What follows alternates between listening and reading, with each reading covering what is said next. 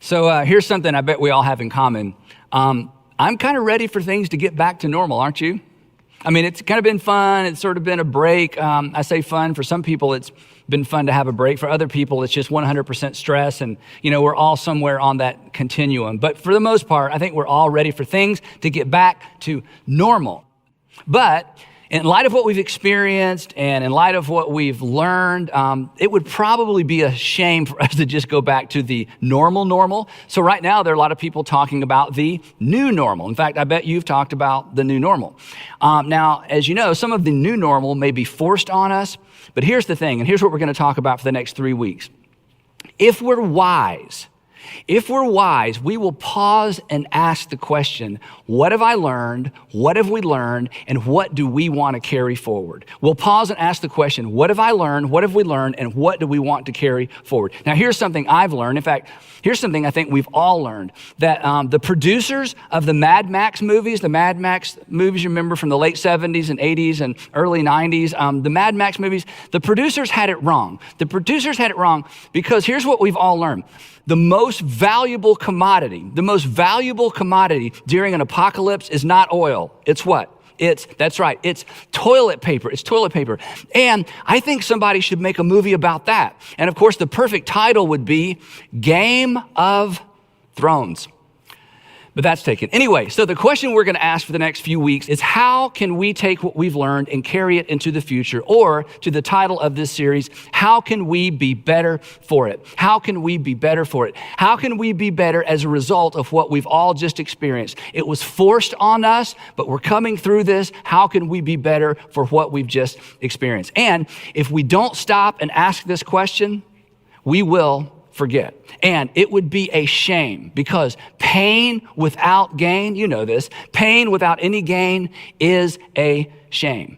Now, I realize for some of you, you are not ready to ask this question because your response to me so far is, Andy, I can't think about how to be better for it because I'm still in it. In fact, I'm just beginning to suffer the consequences of what we've just been through. So, hey, thanks. Maybe later I'll check back in, but I can't begin asking the question, how can I be better for it? Because I'm right in the middle of it.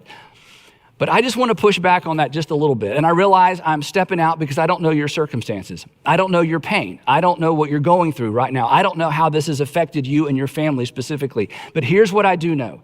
If we don't pay attention, we will not benefit from it. And our tendency will be to rush back to the old normal and miss the lessons learned in this new season or this new normal. Now, to help us understand this just a little bit better, C.S. Lewis, many years ago, in his little book, The Problem of Pain, explores this very tension of what should we learn and when is it too early to begin learning. Here's what he wrote in The Problem of Pain. He said, my own experience is something like this.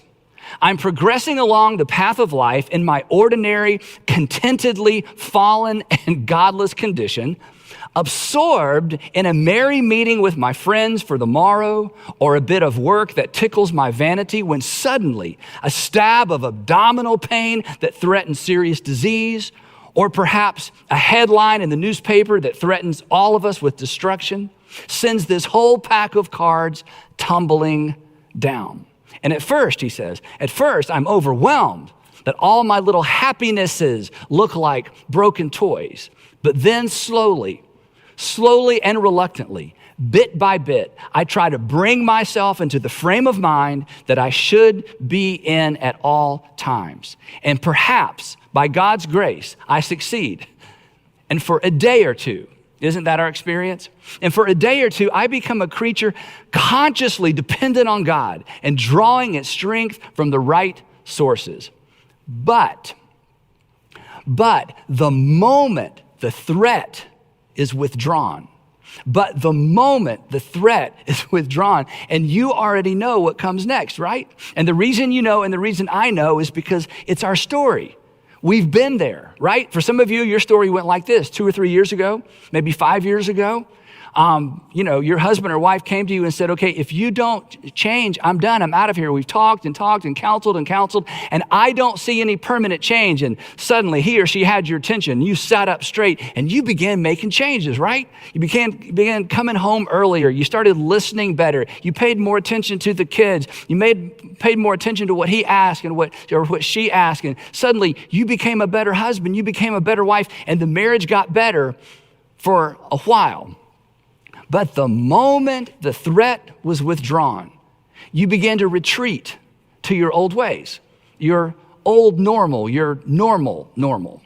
Or maybe you're a single woman, and maybe your story was something like this, that you discovered, or you at least thought, that you were pregnant, and it scared you to death. And suddenly your religious past came crashing down on top of you, and maybe you prayed for the first time in a long time, and you begged God, and you promised God, and you promised change, and then you discovered that you weren't pregnant, and you were so relieved, and you were a different person, and you behaved yourself, and you stepped back into the standards that you had always embraced growing up for a while. But once the threat was withdrawn, you began to drift back into those normal ways. Or maybe your story is this. You had that scary physical, and your doctor looked at you and said, look, we've talked about this before, and if you don't make changes, you will not be around to play with your grandchildren. You certainly won't be around to play with your great-grandchildren. And he or she got your attention, and you went home and you got serious, and you dieted and you exercised, and people began to say, hey, you're looking better, and you felt better. Everything was better. And for a while, you stuck with it. But then what happened? Well, once the threat was withdrawn, you drifted back to normal. And all of these scenarios, and there are more, you've got your own story. All of these scenarios make me think, what is wrong with us? Why do we have to be led to the brink of disaster before we are willing to make the changes that we've known all along we need to make? Back to C.S. Lewis. Here's how he finishes this idea. But the moment the threat is withdrawn, my whole nature, and look at this verb, this is great. My whole nature leaps back to the toys. God has had me but for 48 hours, and then only by dint of taking everything else away from him. But let him sheathe that sword for a moment. And here's what I want us to avoid. And this is why we're going to talk about this for the next few weeks. Because in order for us to gain through this pain, we have to be intentional. Otherwise, we will all drift back to the normal that we used to have and never learn anything from it. And that's why I wanted to poke and prod just a little bit for the next few weeks. Listen to how he finishes this idea. But let him sheathe that sword for a moment. And I behave like a puppy, that when the hated bath is over, and if you have dogs, you know exactly where this is going. I behave like a puppy that when the hated bath is over, I shake myself as dry as I can, and I race off to reacquire my comfortable dirtiness. If not in the nearest manure heap, at least in the nearest flower bed. Now here's the thing, and you know this, and this is true of all of us. It is human nature to return to bad habits once the pain associated with those bad habits is gone, right? It's human nature. It's human nature to return to our bad habits once the pain associated with those bad habits is gone. In other words, it's human nature to want to get back to whatever normal was. But here's the thing, and you know this, right? Aspiring to normal? Come on. That's not very inspiring, right? So here's the question we're going to wrestle to the ground for the next 3 weeks. How can we be better for it? In other words, you've heard don't let a good thing go to waste. That's true. Well, don't let a bad thing go to waste. In fact, in this situation, it would be worse to allow a bad thing to go to waste. And it is not too soon. And again, I don't know your circumstances, but my hunch is this. It is not too soon to begin asking this question. It's not too soon to begin this discussion. It's not too soon to begin taking inventory and to ask the question, what have I been doing that almost led to my undoing? What have I been doing that almost led to my undoing? Or the flip side is simply this. What should I begin doing now? What should I begin doing that I should have been doing all along? So today, what I want to do to get the discussion kicked off, I want to talk about 3 specific areas. And honestly, the first 2 are going to be a little bit painful. The first two, you may feel like I'm being a little bit insensitive, that I'm doing more meddling than speaking or preaching, but I want you to hang in there with me. And the reason it's going to be uncomfortable, it feels like it's too soon to talk about this, but it is not too soon. While the pressure is on, this is the time when we learn the most. This is the time when we gain the most perspective. And what a shame it would be to lose these lessons, to lose these learnings, and to lose this perspective. So I want to talk about 3 areas today. And then next week, I'm going to come back and I'm going to talk about your superpower. You have a superpower. You have a special ability that empowers you to be better for anything you face in life. So next week, we're going to come back and talk about your superpower. So don't miss next week. But to sort of get us started, let's jump in here. How can you be, this is number 1 of 3, how can you be better for it financially? How can you be better for what we just went through? How can you be better for it financially? What have you been doing that almost led to your undoing financially? Or perhaps what have you been doing that actually led to your undoing financially? What financial habit caught up with you in this difficult season? Or ask it this way, what do you wish you'd been doing financially that would have set you up to be in a better place now? And whatever comes to mind, and you have an answer to this question, here's my challenge. Begin now. Now is the time to face up to 2 financial realities. In fact, there are several financial realities we need to face up to. But if you will use the pressure you're feeling right now, even perhaps the chaos in your finances right now, to begin asking these important questions, you will be better for it later. And I just want to talk about 2 financial realities that are looming large for many of us. Number 1, I want is better than I owe. If you have been a part of this broadcast or part of one of our churches for very long, you've heard us talk about this before. I want is better than I owe. In other words, it is better to go without things you don't need than to owe money on things you don't need. It is better to go without things you don't need. There's a tension there. Than to owe money on things you don't need. There's a tension there. There's a tension either way you go. But the tension of I owe is far worse than the tension of I want. The second financial reality that looms large right now that serves as a reminder and perhaps sets you up to be better for it is this. A financial hole, and you're going to hate me for this, but a financial hole is always due in part to a lack of self-control. That a financial hole, and I made it rhyme so you'll remember it, a financial hole is usually, maybe always, but let's just say usually due to a lack of self-control. Let me illustrate it this way. Before this crisis, you had this thought. If only I had more money, if only I had more money, if only I made more money. During the crisis, you had this thought, if only I'd saved more money, if only I had saved more money, which is the same thing as saying, if only in the past I had exercised better self-control. That a financial hole is usually due in part to a lack of self-control.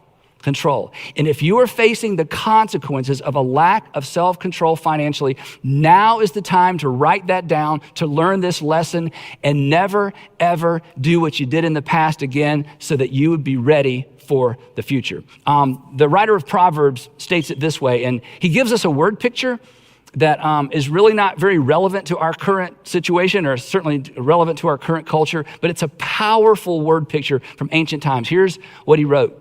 He said, like a city whose walls are broken through is a person who lacks self-control. Like a city whose walls are broken through. Again, for us, this is meaningless. But in ancient times, the walls around a city represented security and peace and prosperity and safety. And when an enemy would come, they would pick the weakest part of the wall and they would use weapons of warfare, siege warfare, to eventually break through or create a breach or a break in the wall, and the enemy would pour through the wall. And here's what the writer is saying. That a city, when the walls are broken through, the people within the city, they lose their security, they lose their safety, and they lose their autonomy. They lose their ability to control their own lives. And here's his point. That a lack of self-control, and this is true for any area of life, a lack of self-control leads to a loss of control. That a lack of self-control in any area of life ultimately leads to a loss of control. And let me ask you this. What do you want pretty much more than anything in life? You want control of your life. The key to having control of your life is to exercise self-control. And consequently, because of what we've just been through, you may be learning this lesson the hard way financially. I want you to be better for it. You want to be better for it. Now is the time to take some of these simple ideas, these common sense ideas, and elevate them so that you don't pass this way again if, in fact, something like this were ever to happen.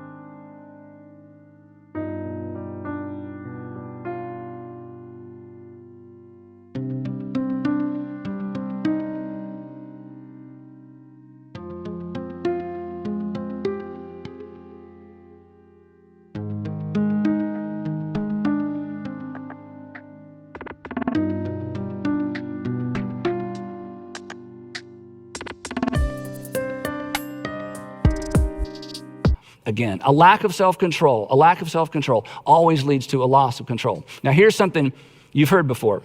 I bet somewhere in the past, somebody either gave you this advice or you heard someone talking about having been given this advice. And the advice was to have 3 to 6 months of savings set aside in case of an emergency. Have you ever heard that before? Everybody's nodding yes, you've heard that before. And here's my hunch.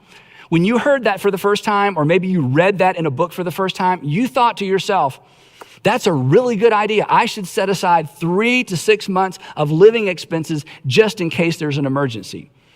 And if you took that advice which requires extraordinary self-control, then you are better for what we've just been through. If you didn't take that advice, you're wishing you had. Now is the time. Now is the time to create a plan to set money aside in case there's a financial bump. That is wisdom. That way, when your walls are attacked, they will not be broken through because your self-control in creating an emergency fund has prepared you for the future. But an emergency fund requires what? It requires extraordinary self-control. So decide now to start now. How can you be better? How can you be better for it financially? Simple. You've heard it 1,000 times. Save more, spend less, get out and stay out of debt. Save more, spend less, get out and stay out of debt. One more thing on the financial piece. If this particular season has hit you particularly hard, your tendency will be to blame the virus and your boss and perhaps the economy. And that's a mistake. Certainly the virus contributed to it. Certainly your working situation contributed to it. Certainly the economy has contributed to it. But here's what I want to say, and this is hard. Perhaps you contributed to your situation as well. And you must own that slice of the pie. And now is the time to own it. And now is the time to make decisions so that you never face this situation again. Take responsibility for your finances, embrace all that common sense you've heard your whole life, exercise self-control, and prepare for the future. Take notes, make a plan, decide to be better for it. Next up, number 2, how can you be better for it relationally? How can you be better for it relationally? What have you experienced these past few months relationally that you want to carry forward into the future? I think one of the things that we've all experienced is the value of friendship and the value of our friends, right? But there may be a negative side to all this for you. And if so, I want you to pay attention. Perhaps you've noticed or you've experienced some unaddressed cracks in your marriage. Some unaddressed cracks in your marriage, things that you'd sort of put to the periphery, things that came up from time to time, but you were busy, and the old normal allowed you to ignore what was right there in front of you. Perhaps what you've noticed is a lack of common ground with one of your kids. Maybe a lack of common ground with all of your kids. You're spending so much time with your family and you recognize, I've never really developed an actual relationship with one or all of my kids because I've been so busy. I mean, isn't it true that quarantining has highlighted the good and the not so good relationally? So here's the opportunity I don't want you to miss. This is so important. COVID-19 may actually serve as a wake-up call to you relationally, if you wake up.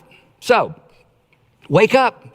If there are cracks in your relationships at home, now is the time to address them. Rushing back to normal is going to empower you to continue to ignore them. You know this, relationship problems don't fix themselves. So now is the time to address these relationship issues. Right now, you have a little bit of extra time, but more importantly, you've got a little bit more pressure because of what's going on or what's not going on at home. And before you begin pointing fingers, it's the same with your finances. Own your slice of the conflict pie. Own your slice of the conflict pie. In fact, if you get this right, your story of COVID-19, and eventually this is just a story we tell, right? Your story of COVID-19 may be this, that it was actually the catalyst that saved our marriage. If you pay attention to this attention, and if you do the difficult work that faces you right now, rushing back to normal will only allow what's bad to get worse. Right now, what we're facing is forcing us to face perhaps what we've neglected. Perhaps your story will be this. COVID-19 was the catalyst for repairing my relationship with my son. Perhaps your story will be COVID-19 was the catalyst for repairing my relationship with my daughter. Relationally speaking, and I don't think we can exaggerate this, all of this pain with no gain would certainly be an extraordinary, extraordinary shame. Last thing, number 3, how can you be better for it personally? How can you be better for it personally? And when I say personally, I'm talking about internally. Let me ask it this way. How is your worldview holding up? How is your worldview holding up? You know what your worldview is. It's the way that you see and interpret and explain how the world works. And when difficult time comes, sometimes our foundations are rocked. And if your foundation, your worldview has been rocked, you should pay attention to that. Do you find yourself asking questions that you've never asked before? If you're not a particularly religious person, have you found yourself praying for the first time in a long time? Maybe you went and found a Bible for the first time in a long time. If you are a particularly religious person, has your faith been rattled? Did you perhaps discover that your faith was more fragile than you imagined? Did you find yourself asking questions, or do you find yourself asking questions you've never asked before? Questions like, where's God? How could God? Or I thought God. So here's my point. Regardless of which side of the faith aisle you're on,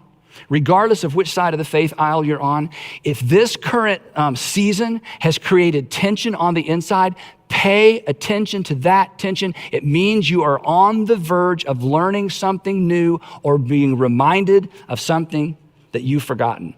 It could lead somewhere good, and it could certainly lead somewhere better. My friend Kate Bowler said this, and I wasn't sure if I'd heard her say it or actually had read it in her book, but here's her quote, and I'll tell you how I found it in just a second. Here's what Kate Bowler wrote. She says this: there's a little prosperity gospel in all of us. There's a little prosperity gospel in all of us. And the prosperity gospel is this gospel that says basically good things come to good people and bad things come to bad people. That just kind of what goes around comes around, and what comes around goes around. That you sort of earn your way through life, and that God favors certain kinds of people because of their behavior. And in spite of the fact that you may reject that kind of theology, I think she's right.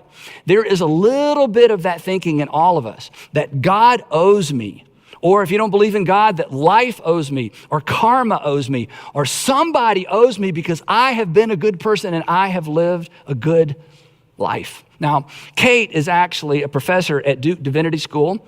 She's also a cancer survivor, and she has written from her pain, and she's basically put her life and her pain out there for the whole world to see and to examine in an effort to help people understand what it means to navigate difficult times. In fact, she wrote a little book that Sandra and I both read. It's entitled, Everything Happens for a Reason, and I love the subtitle, and Other Lies I've Loved. So, as I mentioned, I actually texted Kate to make sure I got her quote right and make sure it was either something she said or something from her book. And as we texted back and forth and I told her what we were going to talk about, here's what she communicated to me in her text. She wrote this. She said, each of us through the accidental narcissism of wanting to be happy.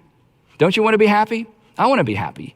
And in wanting to be happy, she says, we kind of find ourselves tripped up in this accidental narcissism. What an insight. We get confused about what we actually deserve. And then she wrote this: the world cannot help us know the difference between who is righteous and who is just plain lucky.